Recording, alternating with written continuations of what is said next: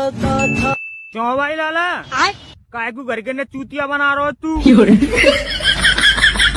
अरे जिन क्वेश्चन ने तू पढ़ रहा है जे का पेपर में आ रहे हैं।